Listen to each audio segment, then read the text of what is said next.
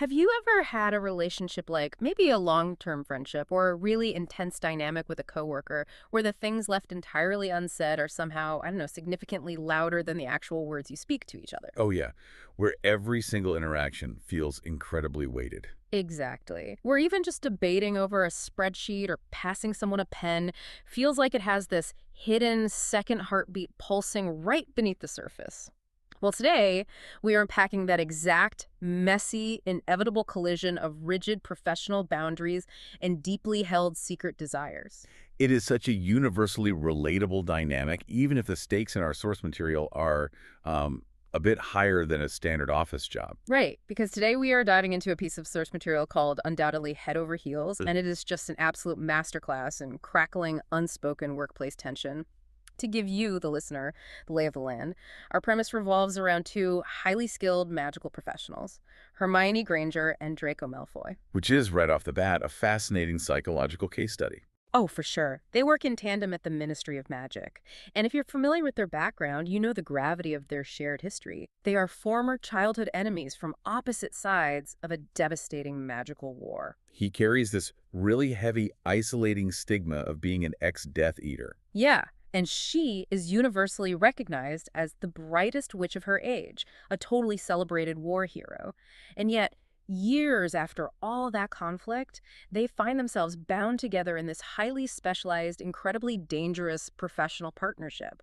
Their daily reality is literally tracking down and neutralizing ancient, cursed artifacts. Which creates this really unique crucible. I mean, when you spend your days disarming lethal objects, the margin for error is basically non-existent. Right, you can't just be distracted. Exactly. That kind of high-stakes collaboration necessitates a profound level of implicit trust, which is, a massive contrast to their antagonistic history. And that tension is exactly what we are going to dissect today. We have a really clear roadmap for this deep dive. We're going to analyze the mechanics of the romantic tension simmering between them and explore how their day-to-day work dynamic actually functions as a brilliantly constructed cover for their mutual infatuation. The workplace is a shield. It's It brilliant. really is. Then we are going to break down the sheer vulnerability of this one late-night, alcohol-fueled confession that just completely shatters that cover. And finally, we'll examine the profound internal struggle Draco experiences as his carefully maintained emotional defenses are dismantled. The architecture of his internal struggle is arguably the most compelling aspect of the narrative. Yeah. We are looking at a man who has essentially built a fortress out of routine and professionalism. Not out of arrogance, right, but out of a belief in his own unworthiness. Precisely. A deep-seated feeling of being fundamentally unworthy. So, looking at my notes on the opening scene, the atmosphere the author establishes immediately sets the stakes for that fortress. It's what writers call the inciting incident, and it is just dripping with mood. It's late at night at the ministry. The graveyard shift. Yeah, and the text gives us this very specific, evocative image of dim yellowish orange lights. Draco is completely in his element, totally isolated and focused. He's sitting at his desk, meticulously cataloging a small obsidian mirror, and the source specifies that this mirror is humming with dormant magic. We really should pause on that detail because the thematic resonance there is impossible to ignore. Oh, the metaphor's so good. It is. He is sitting in a quiet, shadowy room, carefully handling an object characterized by dormant magic. It requires precise, structured handling because it's buzzing with this energy just beneath the surface. Which is exactly like his relationship with Hermione. Exactly. This is a direct physical manifestation of their dynamic. It's dormant, it's powerful, and it is humming with attention that they both manage through incredibly careful, structured professional handling. He is someone who deals with volatile, unpredictable things by cataloging them, by putting them in their proper, safe place. But then, his routine is completely shattered. The text notes that his Muggle phone buzzes. Which is highly unusual for him. Super unusual. Nobody texts him this late except suppliers or, occasionally Hermione. But when he looks at the screen, this text is fundamentally different from anything she has ever sent him. Fundamentally different because it violates every established linguistic rule of their dynamic. The message reads, and I quote, "Dracy, are you og?" Oh my God. There is no punctuation. It is misspelled. And it utilizes an entirely casual, almost intimate nickname. Bracy, the sheer shock value of that for a guy who lives in formal, pure-blood protocol. To understand why this is so jarring to him, we really have to look at how the ministry functions as a psychological safe zone for them. In the office, Hermione is characterized as precise, grammatically flawless, and, SWAT-like. The source indicates that even her standard text messages normally mirror the formality of official owl post. She prides herself on absolute control and accuracy.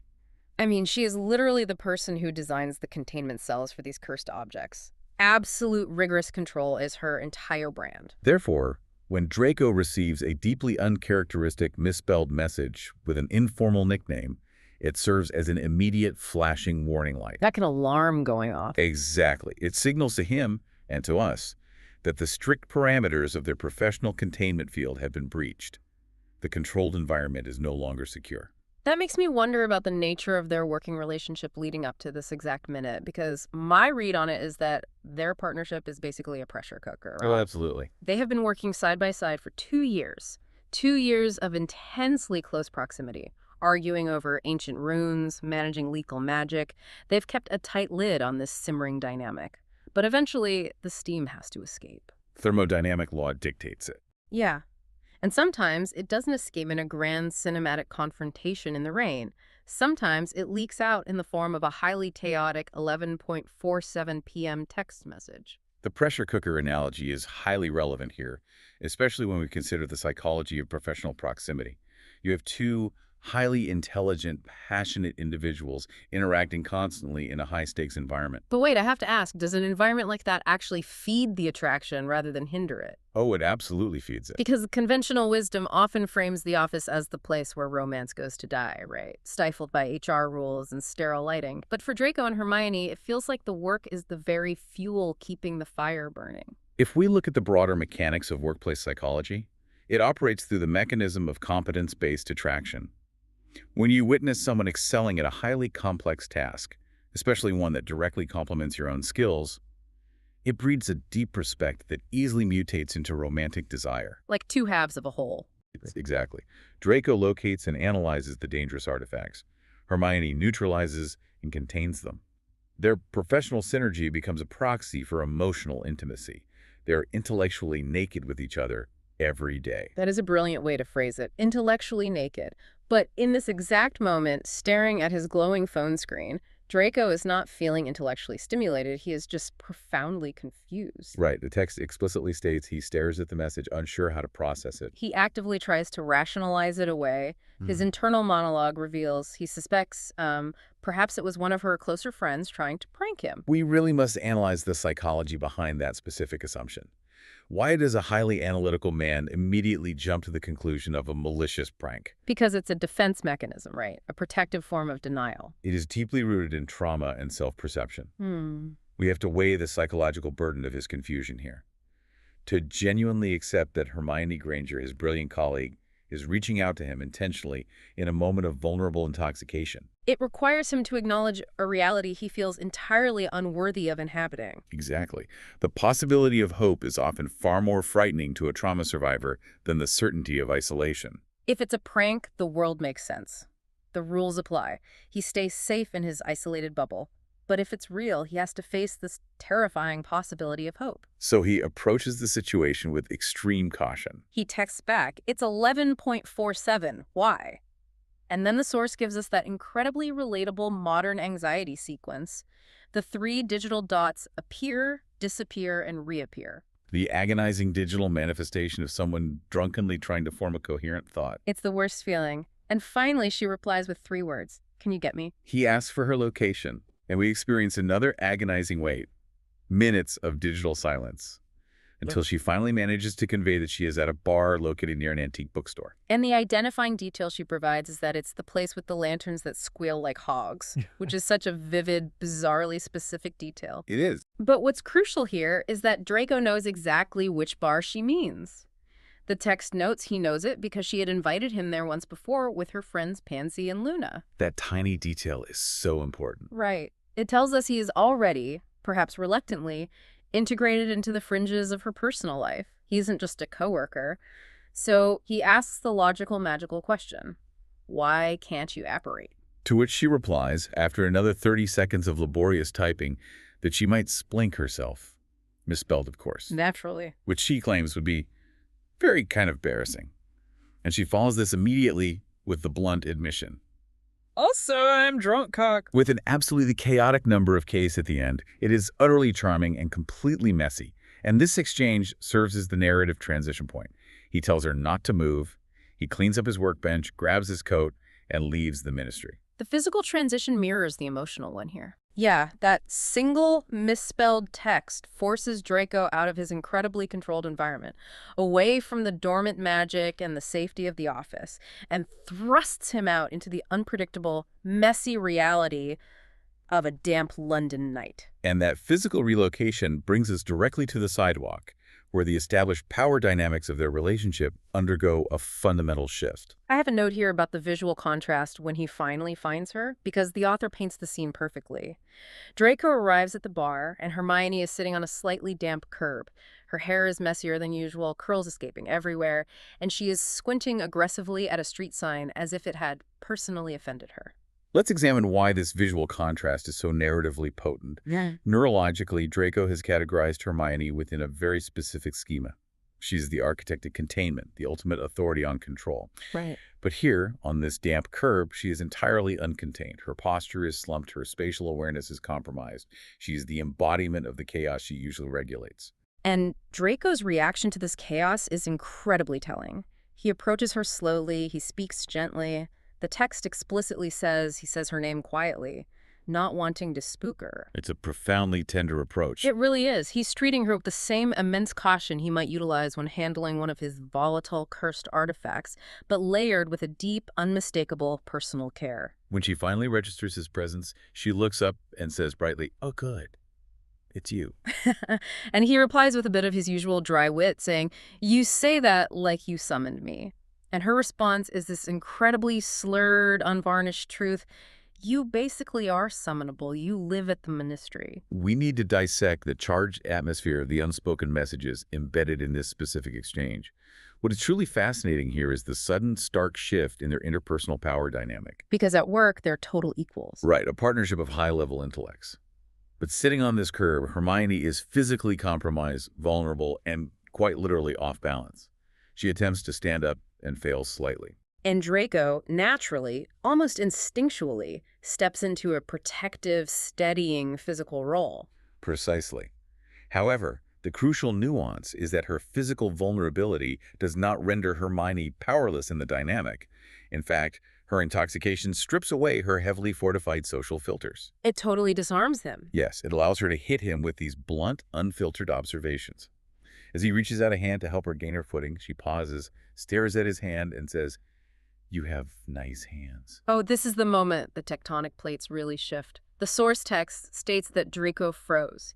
He literally stops functioning for a second, and his immediate knee-jerk defense mechanism is to deflect the intimacy. He just says, "That's the alcohol talking." It is a textbook deflection strategy. He fundamentally cannot accept the compliment as a genuine reflection of her feelings. But she refuses to let him retreat behind that excuse. She grabs his hand, a little too forcefully, and insists, "No, I noticed before." I noticed before.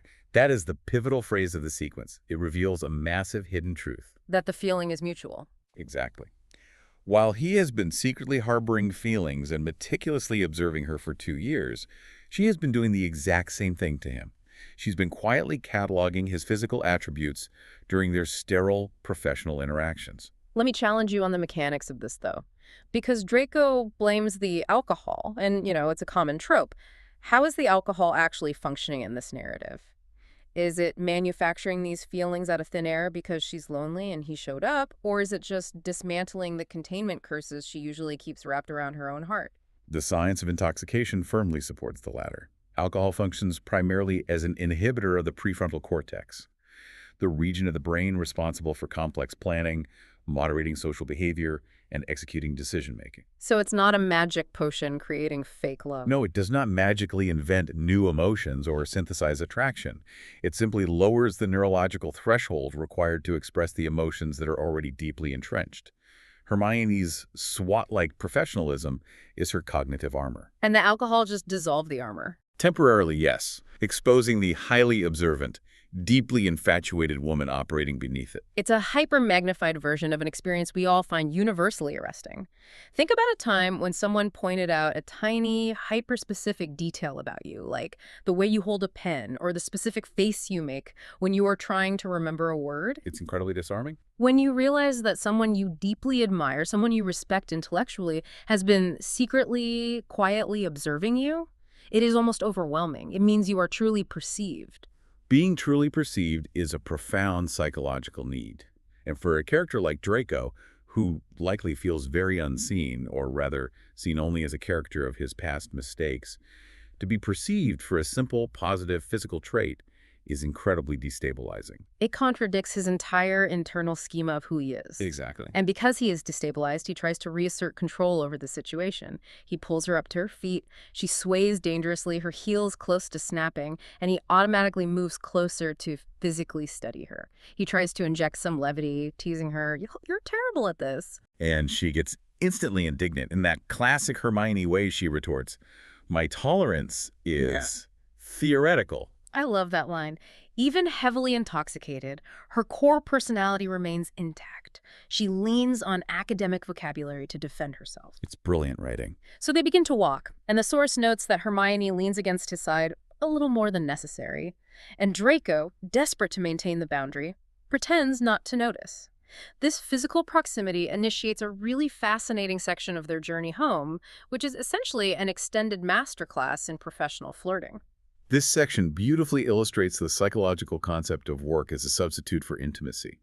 It is sublimated courtship. Sublimated courtship, I love that. Because as they navigate the damp sidewalks, Hermione starts playfully teasing him about his passion for his job.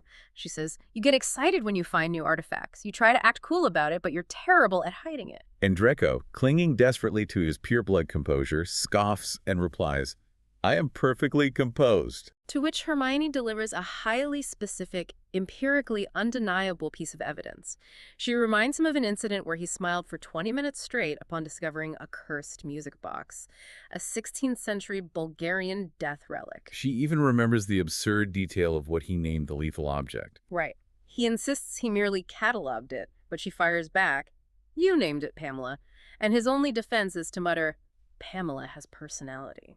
What is truly fascinating here is what this banter implies about the invisible architecture of their daily interactions. Draco is constantly attempting to maintain a facade of cool, detached professionalism. He wants to be the stoic expert. Yes.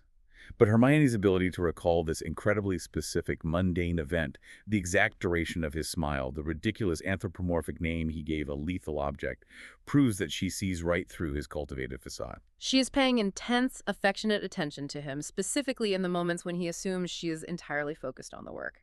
Exactly. Every intense debate over a cursed object, every shared case file, every late-night cataloging session has actually functioned as a safe vehicle for them to engage with one another. Wait, I have a hard time buying that a 16th century Bulgarian death relic is inherently romantic. I mean, isn't it highly possible that Draco is just an obsessive workaholic? And Hermione, whose boundaries are currently compromised by alcohol, is misinterpreting his professional passion as an endearing quirk.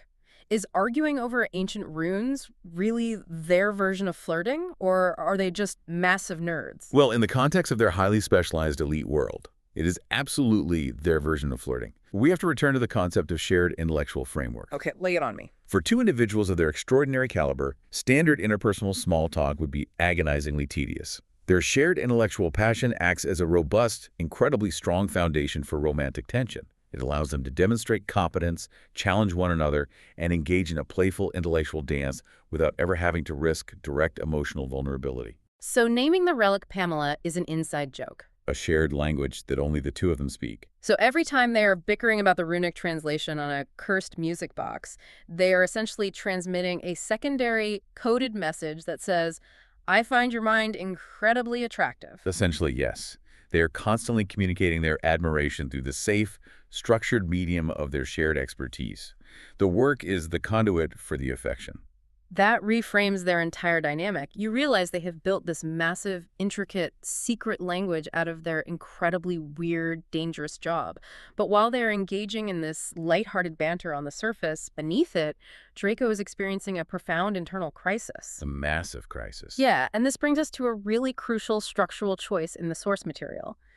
The author actually pauses the dialogue to pull us deep inside Draco's mind. This internal monologue is the emotional fulcrum of the entire narrative. It is where we are exposed to Draco's crucible and the sheer crushing weight of his history. The text reveals his true feelings in this beautiful, painful, rushing confession to himself. He admits internally that he has liked her for a long time. It has been 2 years. 2 years of working shoulder to shoulder, arguing over ancient runes, watching her design brilliant containment curses. And the specific details his brain focuses on are so heartbreakingly tender. They really are. He doesn't focus on her Order of Merlin or her fame.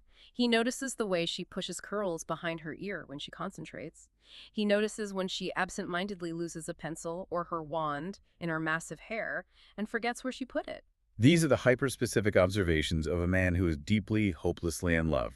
He isn't admiring her grand public achievements. He is fixated on her small, vulnerable human eccentricities. But then we hit the psychological wall.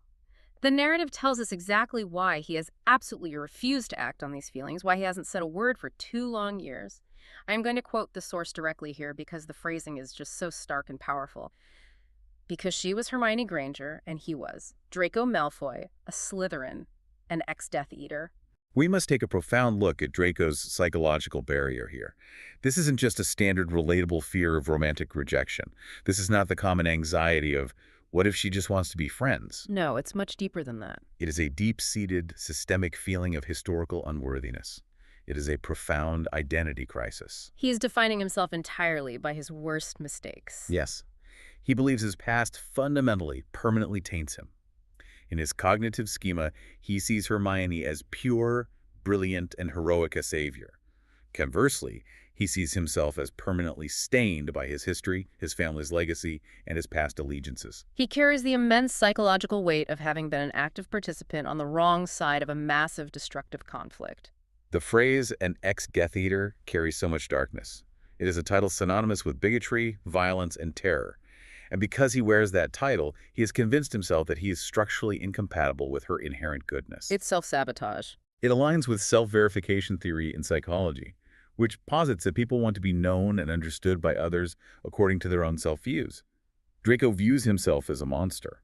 Therefore, he expects Hermione to view him as a monster. So he prefers the agonizing daily safety of 2 years of secret pining over the risk of ruining the one good, pure thing he has in his life, the professional partnership they've built. He believes that if he reveals his true self, she will be repulsed by the reality of his darkness. It's a hyper-magnified version of that paralyzing imposter syndrome we all face, right? That terror that if someone truly saw our past failures, the darkest parts of our history, they'd immediately walk away. Draco's struggle here is a magical, extreme parallel to the psychology of self-sabotage in post-conflict environments. It is the tragedy of preemptive self-sabotage rooted in profound shame. Which makes his severe physical reactions to her in the next moment make absolute sense. Because right after we get this deep, painful exploration of his internal monologue, Hermione suddenly stops walking. She looks up at him, squints through the darkness, and drops an absolute conversational bomb. She says, "You're very pretty." And Draco's reaction is not flattered. It is intensely visceral. He literally chokes on air. He stammers, "I beg your pardon." And she nods decisively with all the authority of a ministry official and says, "Objectively speaking." The delivery is amazing. The text states his heart starts pounding, his brain overloads, and he feels like he might literally need a cold shower later. He desperately points out that coworkers don't usually say things like that to each other. His shock is multi-layered and psychologically complex. First, there is the raw, physical surprise of the woman he deeply desires suddenly acknowledging him in a sexual aesthetic context. But secondly, and far more importantly, her statement directly, violently contradicts his internal narrative of unworthiness. He has just spent 2 years telling himself he is a monster, a tainted ex-Death Eater. And she stops on a dime to tell him he is beautiful. And she frames it as an empirical fact, objectively speaking. Exactly. It causes a massive cognitive dissonance that his brain simply cannot process in the moment. His self-perception and her external validation are in direct, irreconcilable conflict. That makes me wonder about his actual emotional state in this exact second. Is he thrilled that she finds him attractive, or is he completely terrified? Oh, he is utterly terrified. He is terrified because he assumes this perception is a temporary glitch in the matrix caused entirely by the alcohol. Like the carriage turning back into a pumpkin? Yes. He is terrified that she's going to sober up, the cognitive containment curses will go back up, and she will remember who he really is. He expects her to be horrified tomorrow that she looked at an ex-Death Eater and called him pretty. Oh, that is devastating. He can't even enjoy the compliment because he is already grieving its retraction, and Hermione, bless her drunken, brilliant heart, is having absolutely none of his self-sabotage. Because as they resume walking, the tension shifts from Draco's internal monologue to a direct verbal interrogation. She puts him squarely on the hot seat. She suddenly asks him, point blank, with no preamble, "Why don't you date anyone?" Draco nearly trips over his own feet. He tells her it's an invasive question. She accuses him of dodging. He openly admits he is dodging. And his excuse for dodging is so hilariously, rigidly stiff. Because I am escorting an intoxicated coworker home and would prefer not to have this conversation. Notice his tactical retreat here. He is actively fleeing back into the formal, sterile language of the ministry to protect himself. He is explicitly labeling her an intoxicated coworker to reestablish the professional boundaries she is joyfully stomping all over. He is trying to rebuild the fortress with words. But she just hums thoughtfully, undeterred, and asks, is it because you like someone? And the source notes a really interesting vocal shift here. It says she sounds very much like Luna Lovegood in this moment. Dreamy, perceptive, slightly unhinged. The great character detail.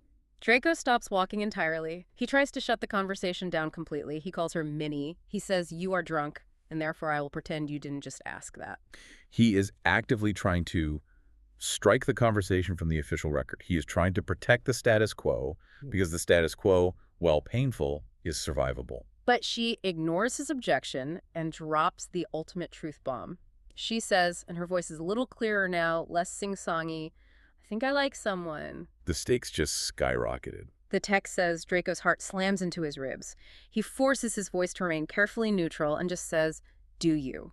This is a moment of profound psychological agony for him, because his immediate assumption, rooted so deeply in his feeling of unworthiness, is that she is talking about someone else. It doesn't even occur to him that he could be the subject of her affection. No. His brain bypasses any logical deduction and goes straight to her ex-boyfriend, Victor Crumb.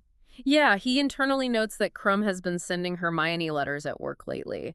So in Draco's mind, this beautiful, vulnerable moment of intimacy is actually just a cruel prelude to him having to listen to the woman he loves confess her enduring feelings for a famous, handsome, heroic Quidditch player. It is a textbook, self-fulfilling prophecy of pain. He expects to be excluded from happiness, so he interprets her ambiguous words strictly through the lens of his own exclusion. And Hermione, because she knows him so well, can see right through his neutral facade. She tilts her head, studies him, and says, "You sound like you're dying." Which he basically is, internally. He defensively claims he's fine. She tells him he's lying. And then she springs the trap she has been meticulously setting. She smiles this slow, sleepy, dangerous smile. That specific description, a sleepy, dangerous smile, is critical to understanding her agency in this scene. It reminds us that beneath the heavy layer of intoxication, she is still a formidable strategic intellect. She is setting a conversational trap, and he is walking blindly right into it. She says, "Draco, you came really fast when I texted you." And his physical reaction betrays him completely. His ears go hot, he starts sweating, his heart is racing, he stumbles over his words, making practical excuses about how she said she might splint herself and he was just being responsible. But her eyes are glinting in this almost evil, teasing way. Yeah, she pokes him hard in the shoulder and delivers the final blow, "You like me." Let's unpack the authenticity and the mechanics of this confession. Hermione is brilliantly utilizing her intoxication as a tactical field to play the pursuer. The alcohol provides her with plausible deniability. Right, if it goes wrong, she just blames the drinks. Exactly. It allows her to drop absolute truth bombs without the paralyzing fear of formal, sober rejection. If the interaction goes badly, she can easily brush it off tomorrow. But her execution of the trap is pure, unyielding confidence. He desperately tries to deflect one last time. He shakes his head, forces a slight laugh, and says, Minnie, you were drunk, and therefore I will definitely pretend you didn't just say Okay. that. He is clinging to the safety of the professional boundary with his absolute fingernails. But look at her countermove. She leans closer, invading his personal space, drops her voice to a conspiratorial whisper, and says, I'm not wrong, though. It is such an undeniable power move. It is a checkmate. We have analyzed Draco's desperate deflections, but we must contrast them with Hermione's unyielding certainty. She hasn't deduced the truth of his feelings through legitimacy or magic. She has deduced it through careful, sustained observation of his behavior. The data collection. Yes, how fast he responded to her text, the specific timbre of his voice, the undeniable chemistry they share over cursed music boxes. She has gathered the data, and she is presenting her conclusion. And this is where the profound heartbreak really sets in for Draco. He stops fighting, he looks at her. He really looks at her. He takes in her pink cheeks, her wild curls, her bright, unfocused eyes, smiling up at him like she just solved a complex runic puzzle. And he says quietly, You're impossible. And the text gives us this gut punch of an internal reaction. It tells us he feels kind of hurt. This raised an important analytical question for me when reviewing the source material. Why does a man feel genuine emotional pain in the exact moment his deepest, most desperately held wish is being realized? Because of the asymmetry. He is experiencing the most significant, earth-shattering moment of his romantic life. The woman he has secretly loved for 2 agonizing years has just acknowledged their mutual attraction.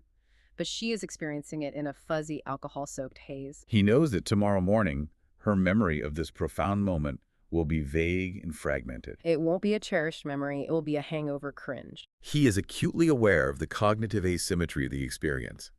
For him, this conversation is a monumental structural paradigm shift. For her, it is a drunken Tuesday night that she might not even retain. It's an emotional roller coaster, and he is strapped in without a harness. He is getting everything he ever wanted, but with a massive, heartbreaking asterisk attached to it. But the scene doesn't end on that note of melancholy.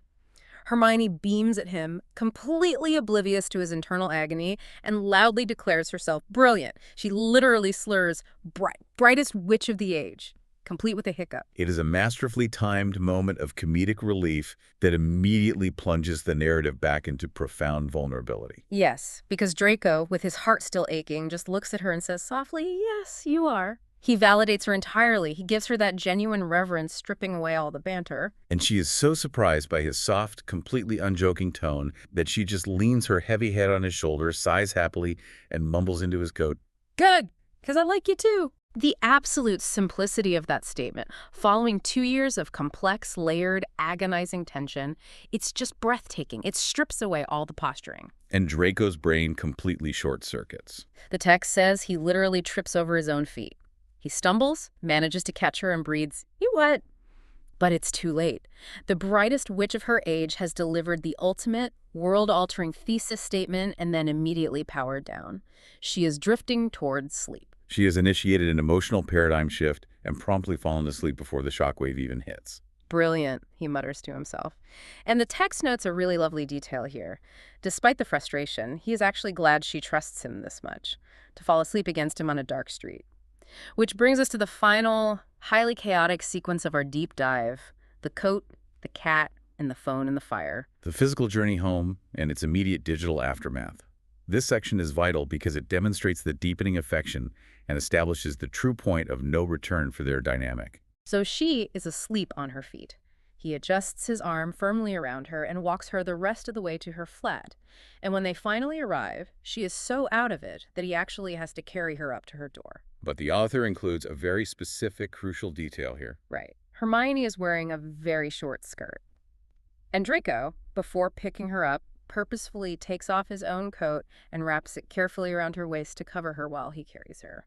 If we connect this specific action to the broader arc of Draco's character development, it speaks volumes about his psychology.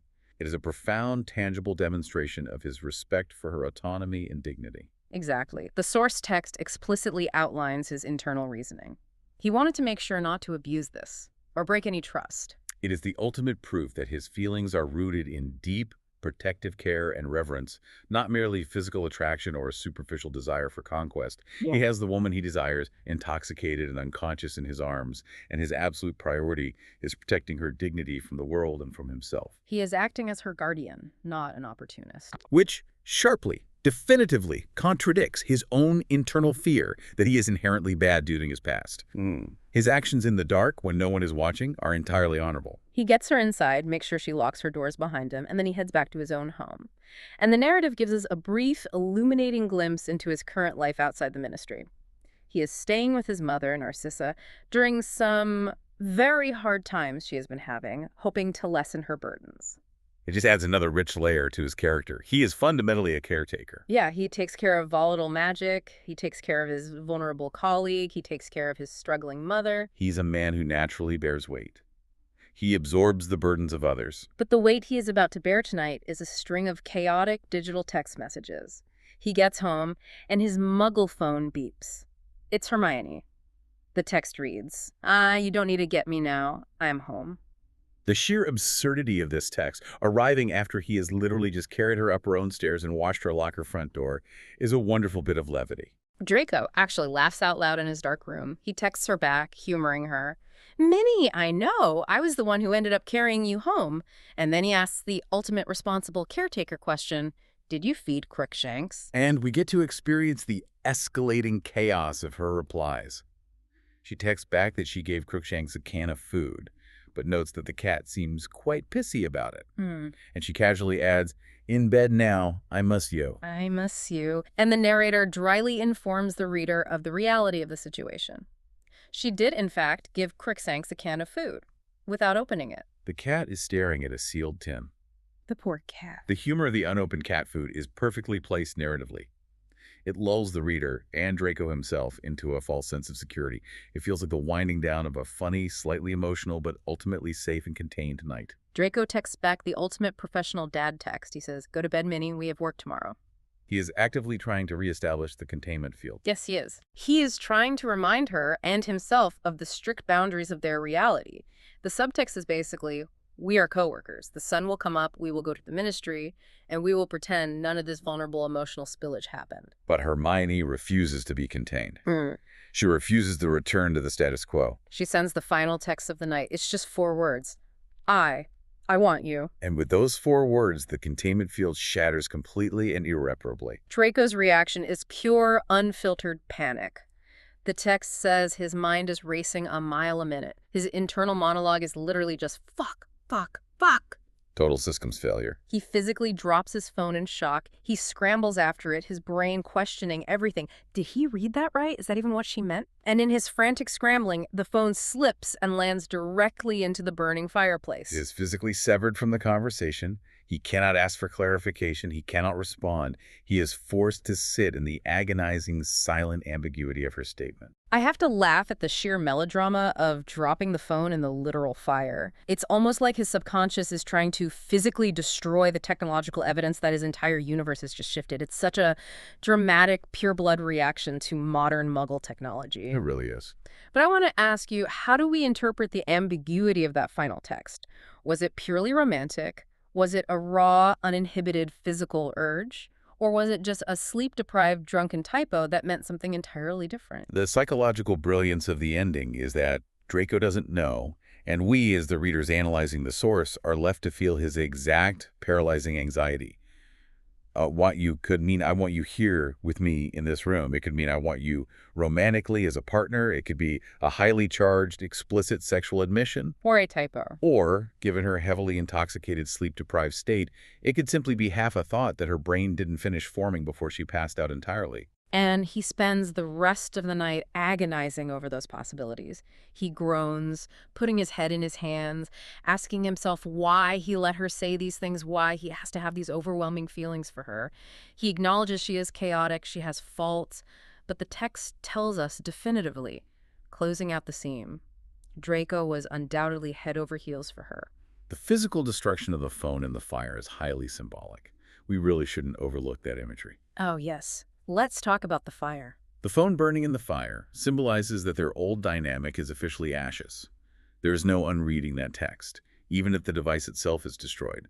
There's no going back to just being the two detached professionals cataloging artifacts and building sterile containment cells. The fire has consumed the boundary between them. As the source text notes in its final lines, Hermione passed out immediately after sending it. But her crash out in the morning would end up leading to a very interesting confession. That physical barrier Hermione shatters on the curb doesn't just disappear when she falls asleep. It directly forces Draco to make a choice when he sees her the next day. There is no going back. The dormant magic is awake. Precisely. The catalyst has been introduced, the reaction has occurred, and the resulting elements are fundamentally changed. So, to synthesize all these threads together, today's deep dive has really illuminated the hidden, intricate mechanics of a blossoming relationship under extreme pressure. We analyzed how a highly structured, intense professional environment didn't stifle their connection, but actually created a desperately needed safe space. It allowed two traumatized former enemies to build an intellectual foundation of implicit trust. We examined how a moment of lowered cognitive inhibitions, the catalyst of alcohol and a chaotic late-night text, allowed the truth that had been simmering beneath the surface for 2 years to finally breach the containment field. And we really got deep inside Draco's psychology. We saw his agonizing, deeply relatable struggle between the dark, heavy past he feels permanently chained to and the bright, undeniable, terrifying feelings he has for the brilliant woman standing right in front of him. It serves as a profound study in narrative tension, the terror of vulnerability, and the immense courage it requires to step outside of the historical roles we assign ourselves. It really does. And the final takeaway I want to leave you, the listener, with today is this. Sometimes the most profound world-shifting connections are not built in grand, sweeping, cinematic declarations in the rain. They are built in the quiet, deeply mundane moments. Yeah, good fact. They are built while meticulously cataloging dusty artifacts in a dim room. They are built in the 20 minutes you spend inexplicably smiling at a cursed music box because you share a joke no one else understands. They are built when someone simply notices your hands, or when someone respects you enough to wrap their coat around you when you are completely vulnerable and unable to protect yourself. Those quiet, observant moments are where true, sustainable intimacy takes root. They are the foundation of everything that comes after. But before we sign off, I want to leave you with one final, slightly provocative thought to chew on. Something that builds on everything we've analyzed today, but flips the perspective just a bit. Oh, I'm ready. Think about Hermione's specific day job. She is literally the architect of magical prisons. She designs incredibly complex, unbreakable runic curses to contain volatile, unpredictable, highly dangerous magic so it doesn't leak out and hurt anyone. Right. What if her strict grammatical, SWAT-like professionalism all this time wasn't just a reflection of her type A personality? What if her entire workplace demeanor was actually a meticulously constructed psychological containment curse that she built around herself, specifically to keep her own overwhelming volatile feelings for Draco Malfoy from getting out and ruining the partnership she relies on? Oh, wow. That is a brilliant way to look at it. And now that the text message has been sent, now that the words have been spoken on the damp sidewalk and the phone has burned in the fire, that seal is definitively broken. The containment cell has shattered. So what kind of chaotic, unstoppable magic is waiting for them at the Ministry on Monday morning? That is a terrifying, beautiful question to ponder as we consider the fallout of their altered reality. Thank you for joining us on this deep dive into the unspoken, the unsaid, and the undoubtedly head over heels. We'll be back with more fascinating explorations next time. Until then, keep looking for the magic humming just beneath the surface of the mundane.